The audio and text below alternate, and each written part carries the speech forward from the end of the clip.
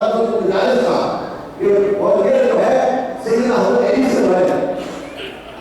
سیدنا حضرت علی یہ آیت ان اللہ و ملائکتہ یصلون علی النبی، یہ 2 شعبان کو اس کا نزول ہوا اور پھر اس کی شان نزول کے حوالے سے یہ فرمایا گیا کہ جو بندہ ایمان لے آتا ہے ورس کا من ایسا تعالیٰ Allah believe all by Allah and perfect believers, اس کی ریکوائرمنٹس کیا ہے؟ اس کا یہ ایمان کی حالت میں جواب رہتا ہے اللہ کی وحدانیت میں یقین کرنا، نبی کی رسالت میں یقین کرنا، اور پھر جو پیغام میرے آقا جو میسج اللہ نے میرے سرکار کو عطا کیا ہے، میرے محبوب نبی کو عطا کیا ہے، اس پہ وہ زندگی گزارتا ہے. تو اس کا انعام یہ ملا کہ جو ایمان کی حالت میں آ کر پھر جہاد کرتا ہے، اپنی پاک کی زندگی کو سب سے زیادہ قیمتی ہے اللہ کی راہ میں قربان کرتا ہے، اس کی وحدانیت کے لیے، اس کے پیغام کی بقا کے لیے کرتا ہے، تو اس کا انعام کیا ملا کہ اسے 400 حج کا ثواب ملتا ہے. 400 حج کا ثواب ملتا ہے. اس میں میرے آقا کے عاشق کمپینین صلی اللہ علیہ وسلم کچھ نوجوان بھی تھے اور کچھ بوڑھے تھے، اور بوڑھے جو زیادہ عمر والے انہوں نے کہا، انہوں نے سوچا کہ ہمیں یہ سعادت کیسے حاصل ہوگی، یہ ہم تو نہیں حاصل کر سکتے، یہ نوجوان طاقتوں والے کر دیں گے. تو اس ادا کو رب نے پسند فرمایا اور اس کی شان نزول میں اس کے راضی سے حضرت علی شیر خدا ہے، انہوں نے فرمایا کہ میرے محبوب کو یہ پیغام پہنچا دیا کہ جاؤ میرے محبوب کو یہ پیغام سنا دو، جو آپ کی شان میں میرے محبوب کی بارگاہ میں ایک بار ضرور پڑے گا اسے 400 جہاد کا ثواب ملے گا.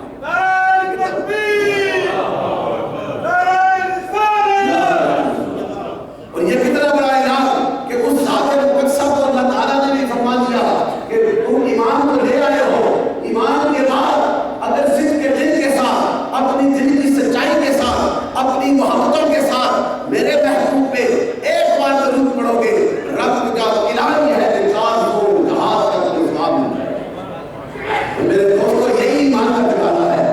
پرفیکٹ بلیورز کے لیے یہی ریکوائرمنٹس ہے. پہلی عبادات بعد میں آ جاتی ہیں، پہلے ایمان کو کامل کرنا ہوتا ہے، اور ایمان کی کاملیت یہی ہے جس ذات نے ہمیں اندھیروں سے نکالا ہے، جس ذات نے ہمیں الہ کے سامنے سجدہ ریزی کا ذوق بخشا ہے، جس ذات نے ہمیں قائد اسلام پہ زندگی گزارنے اور اپنی اجتماعی اور انفرادی زندگی میں پاکیزگی لانے کا پیغام دیا ہے.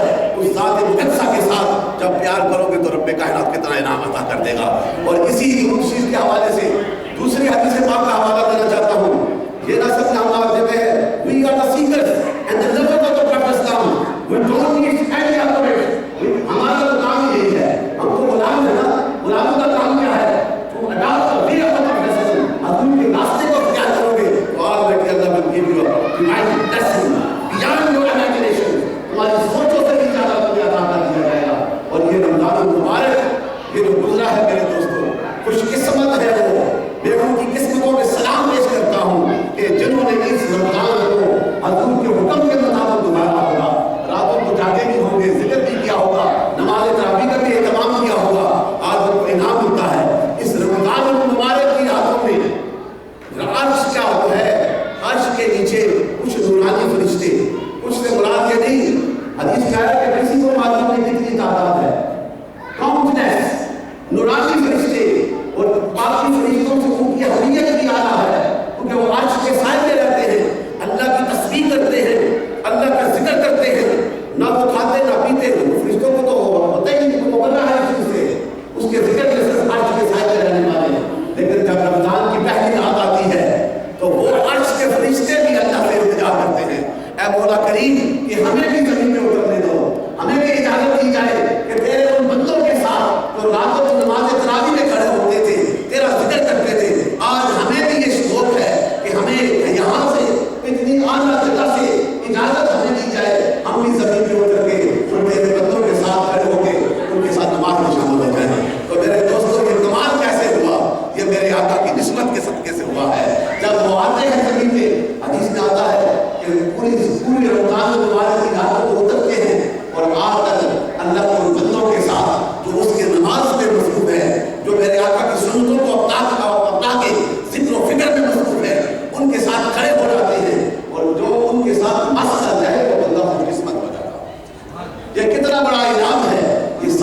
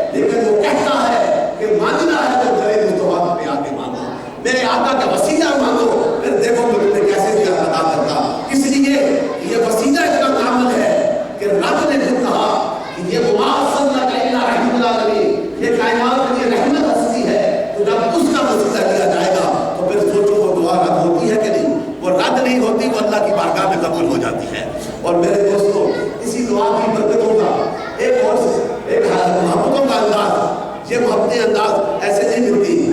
یہ ان سے پوچھو جن کے سینے میں میرے آقا کی محبت ہے. دیکھیں حضرت شیخ صاحب انگلینڈ سے تشریف لائے ہیں. پچھلی دفعہ میری ان سے ملاقات ہوئی اور انہوں نے اپنے معاملات کو چھوڑ کر کہا کہ ہم ڈاکٹر صاحب کے پاس جا کر نماز عید پڑھیں گے. اور میں نے گزارش کی کہ آج نماز عید آپ پڑھیں, لیکن انہوں نے مانا نہیں. پھر بھی میں کوشش کرتا ہوں. تو دعا کریں کہ یہ محبتیں ہیں, یہ صوفیاء کے ساتھ محبت ہونی چاہیے, وہ جس سلسلے کا ہو, لیکن تمہاری محبت کا عمل ہوگی تو پھر انعام ہوگا. علامہ عامر صاحب تشریف لائے, جو ان کا بھی مشکور ہوں. اور میرے دوستوں, یہ حوالہ, یہ بڑی خوبصورت بات, ہم اپنی آرگومنٹس کو نہیں اب سے کامل کرنا چاہتے, لیکن میں اپنی ہر جہاں سے پکڑتا ہوں, میں کوشش کرتا ہوں کہ حضور کی محبت کا بھی فیض مل جائے. اور میں علامہ قرطبی کا یہ حوالہ دینے لگا ہوں. ابن کثیر نے اسے روایت کیا ہے, حافظ ابن کثیر نے اسے روایت کیا ہے. اور یہ کیسے کہا کہ صدیوں بعد حضور کے روضہ کے سامنے وہ بیٹھا ہے, دعائیں کر رہا ہے. روضہ رسول کے پاس جانے والوں, یہ ایمان ہے اور یہ دعائیں کر رہا ہے. اسی اثناء میں مدینہ کا ایک بدو آ جاتا ہے. مدینہ کا ایک بدو آتا ہے دوڑ کے, آ کے روضہ رسول کے سامنے کھڑے ہو گئے. سورہ نساء کا آیات پڑھتا ہے جس کا مفہوم یہ ہے کہ جب تم اپنی جانوں پہ ظلم کر لو, تم یعنی گناہوں کی زندگی پسند کرتے ہو, اور پھر دوڑ کے میرے رسول کے پاس آ جاتے ہو, اور پھر رسول کا وسیلہ مانگ کے دعا کرتے ہو, رب کہتا ہے میں تمہارے گناہوں کو بخش دیتا ہوں. یہ وہ رو رو کے کہہ رہا تھا, اونچی آواز سے گڑگڑا کے روضہ رسول کے سامنے کھڑے ہو گئے. حضور کے پاس صدیوں بعد کا یہ واقعہ.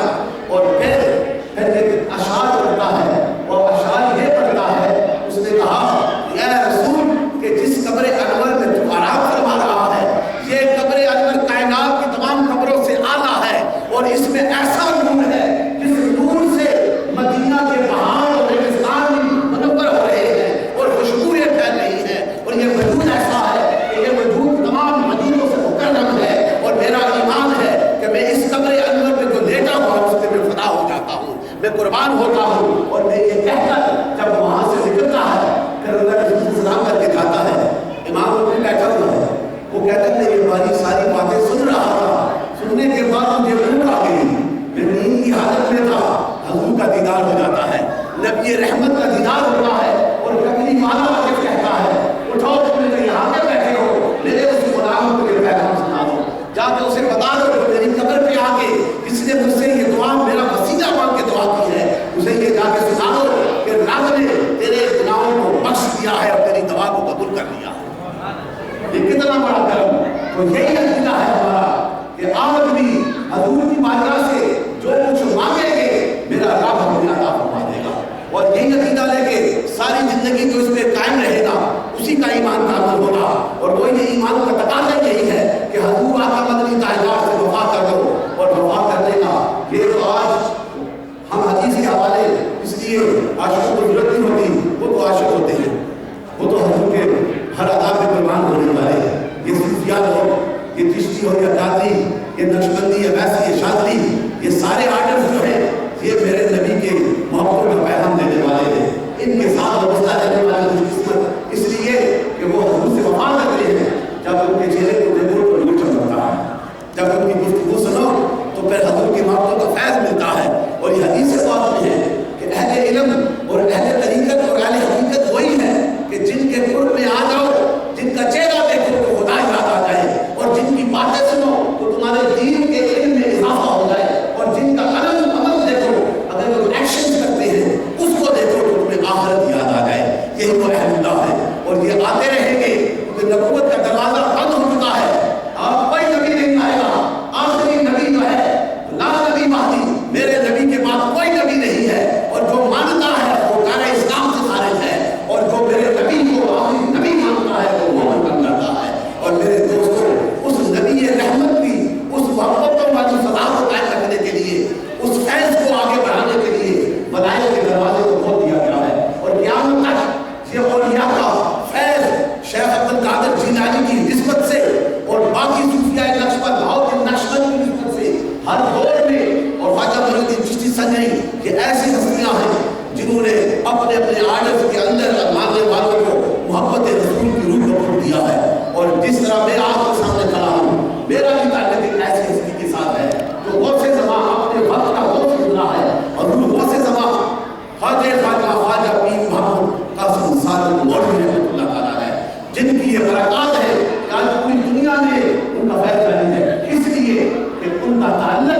حضور آقا مدنی تاجدار کے ساتھ کام ہوتا ہے، اور جن کے تعلق کامل ہوتے ہیں انہی سے پیار کیا جاتا ہے۔ آج دیکھیں نا اتنا خوبصورت مجمع لگا ہے، کہاں کہاں سے مشاق آگے نماز عید پڑھنے کے لیے ہر جگہ ہوتی ہے، لیکن یہاں پہ آ کر محمد رسول کا فیض ملتا ہے۔ مولا کریم یہ فیض اقرا روحانی سینٹر کے حوالے سے اسی طرح جانگزائی رہے، اور جتنے بھی مشاق ہیں ان کے آرگنائزر ملک فیملی اور دیگر حضرات انہیں بھی مبارکباد پیش کرتا ہوں، اور اس عید کی مبارک غریبوں کے صدقے مولا کریم آئندہ بھی ہمیں حضور آقا مدنی تاجدار کی عطاؤں کو اپنانے کی توفیق عطا فرمائے، اور نماز عید کے بعد انشاءاللہ خطبہ تو سننا جو ہے وہ بالکل سنت موقع ہے، اور حضور آپ نماز عید کے بعد خطبہ دیا کرتے تھے، اور خطبے کے بعد پھر آپ سیدنا حضرت بلال حبشی کے ساتھ کندھوں میں ہاتھ رکھ کے کرنے والا جو ہے مستورات کے پاس بھی جا کے انہیں بھی مبارکباد دیا کرتے تھے۔ تو میرے دوستوں ایک دوسرے سے ملنا مبارک دینا یہ میرے سرکار کی نام ادائیں ہیں۔ اللہ تعالیٰ ہمیں آج عید کے دن اپنی جو رنجشیں ہیں انہیں مٹیاف بنا کر ایک دوسرے کے ساتھ ملے، محبتوں کے ساتھ ملے۔ اس دیار غیب میں ہمیں یہ میسج دینا ہے، Islam is a message of peace and brotherhood. یہ آفاقی میسج ہے، محبتوں کا میسج ہے، اس میں کوئی کلر نہیں، کوئی ٹرائب نہیں، کوئی نسل نہیں، وہی مطلق وہی آتا ہے، وہی اللہ کی بارگاہ میں زیادہ قبولیت کا مقام رکھتا ہے جو اپنے اندر جو ہے پاکیزگی پیدا کرتا ہے، پیوریفیکیشن کرتا ہے، متقی اور پرہیزگار جسے کہا گیا ہے وہ آتا ہوگا، باقی سارے برابر ہیں۔ آج دیکھیں کوئی کہاں سے آیا، کوئی کہاں سے آیا، کوئی کس رنگ کا ہے، لیکن ایک سائے میں بیٹھے ہیں، ایک ہی آواز ہے، لا الہ الا اللہ محمد رسول اللہ، اور وہ تکبیرات کہتے ہوئے آتے ہیں اور پھر جائیں گے۔ میرا ایمان ہے رب کائنات کسی کو بھی خالی نہیں لوٹائے گا۔ اللہ تعالیٰ ہمیں اس دیار غیب میں عید الفطر کے اس خوبصورت اجتماع میں آنے والے نوجوان بڑے ہماری بہنیں ہماری بیٹیاں جو آئی ہیں، مولا کریم ان سب پہ کرم فرما دے، ان سب کی حالیت کو فرما دے، ان سب کی منزلیں آسان فرما دے، اور حضور آقا مدنی تاجدار کے عظیم پیغام دا میسج آف اسلام جو محبتوں کا پیغام ہے، جہاں کوئی نفرت نہیں، کوئی رنگ نہیں، ایک ہی ہے۔ یہ پیشانی جھکتی ہے، اگر وہ بادشاہ بھی ہے اس الہ کے سامنے جھکاتا ہے، اگر وہ فقیر بھی ہے تو اسی کے سامنے جھکاتا ہے۔ مولا کریم ہمیں اس اپنی مشن کے ساتھ وابستہ کرنے کی توفیق